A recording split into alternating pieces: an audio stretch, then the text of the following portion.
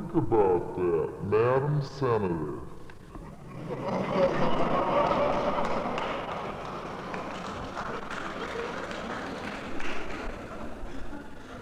The point is to get into the game. The caucus is the first step and the springboard. Others here will talk about campaigns and running for office. I want to backtrack a bit and talk about what I believe to be one of the best roads to the top.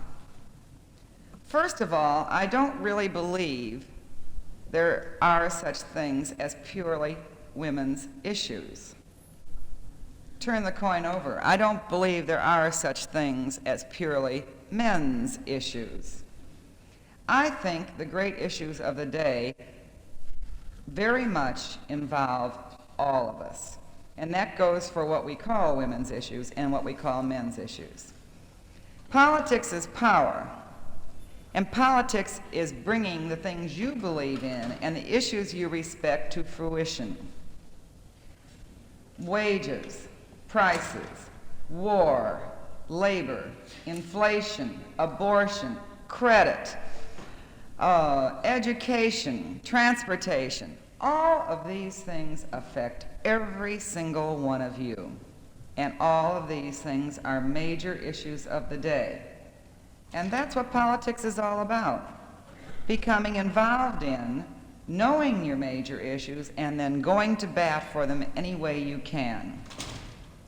It's essential that for women in politics, which is what you are in if you're a member of the caucus, it really is essential, I think, to be a member of a political structure.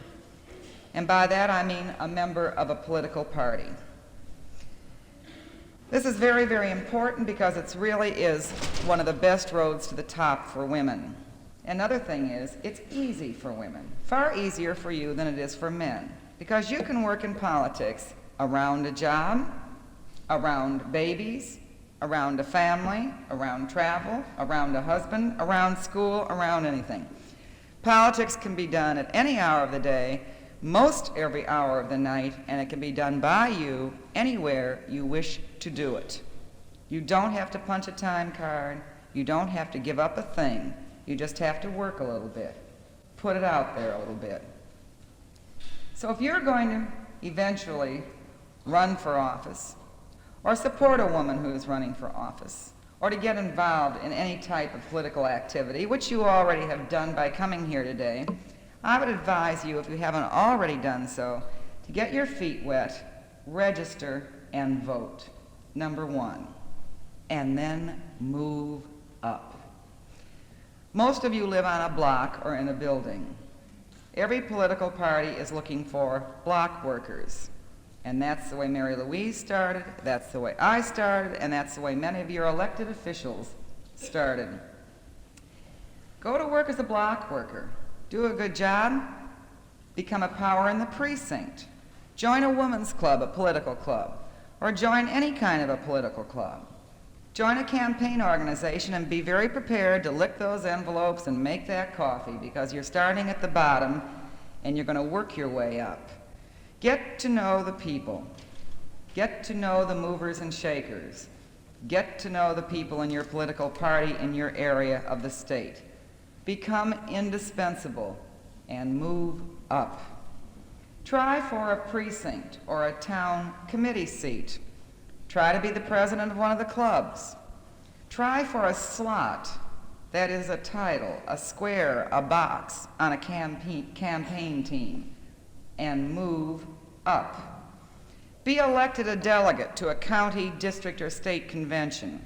Try for your county committee. The rules are working with women now. That affirmative action might use it. It's there to be used. Run for that committee and move up. Become a delegate to a national convention. Run for the state central committee. Take over a campaign organization and you are there. It's not easy. It takes work. But the rules, as I said, are working for women now. You know that the Democrats are having a mini convention in Kansas in December, and one of the biggest things about it is the activity of women and becoming more a part of their delegations to conventions. Same thing is happening with the Republicans in the Rule 29 Committee, which is meeting on the very same thing. The doors are opening, and once those doors are open, get through them. Don't mess around and don't wait. Get through them. The rules are made for you now, so use them and move up. And when you have learned the political structure of your party in your area, when you have learned who the people are and what they do in your area, when you have defined the issues in your own mind so you know what you're talking about in your area, then think about running for office. You've already got your organization. You have been building it all along, from the block straight up. Your organization is there. You know who will help you. You should have a darn good idea on the financing by then, and you're ready to run.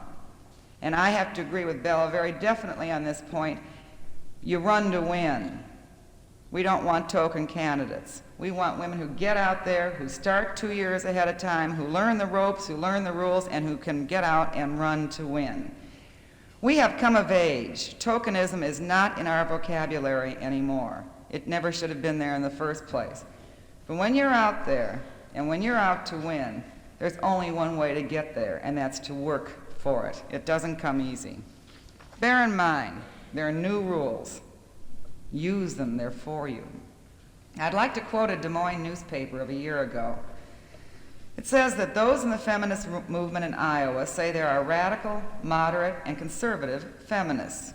They grow like sunflowers in and out of the fence rows of what is Iowa's part in a great, thriving, national field called the women's movement.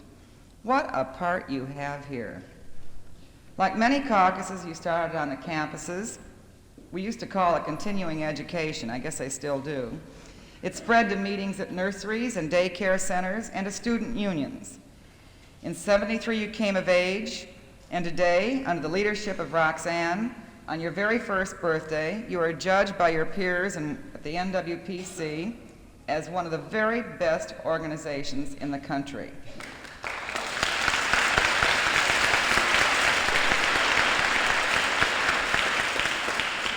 That judgment was made quite a bit of time before this weekend. I think when the reports go back on what you've done here this weekend, you probably will be sitting right on top of the cake, and that's a great view, believe me.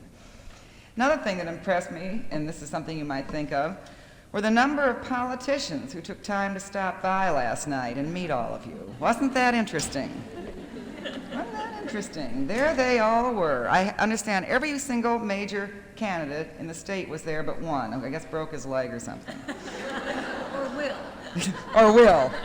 Which side is he on? Then I'll tell you. But what I want to tell you is, that's power. Who came last year? I don't know, not that many. Who would have come 5 years ago? Not that many. That was power last night. You're 53% of the population. You should be 53% of the votes. And if you don't know it, they knew it there last night. Let me tell you.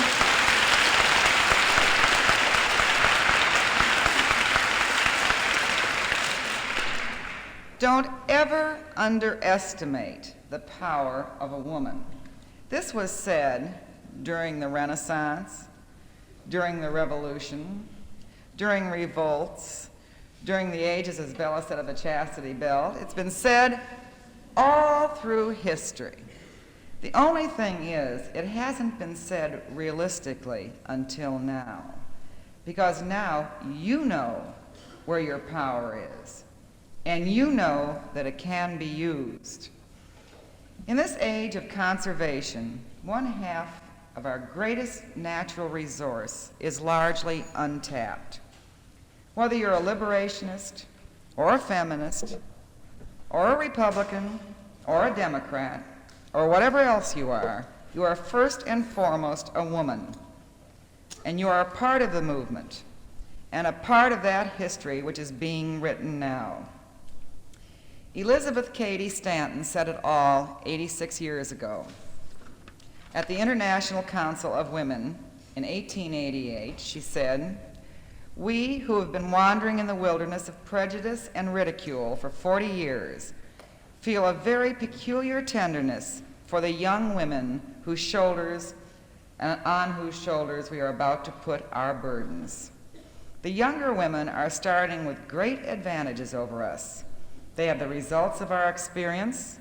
They have superior opportunities in education.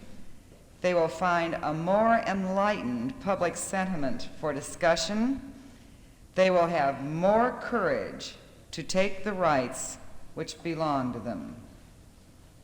1888. Times have not changed, my friends, and history is repeating itself. Thank you.